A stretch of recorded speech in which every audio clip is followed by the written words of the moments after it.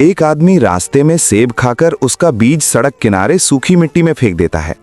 रात को हल्की ओस पड़ती है और बीज को थोड़ी नमी मिल जाती है।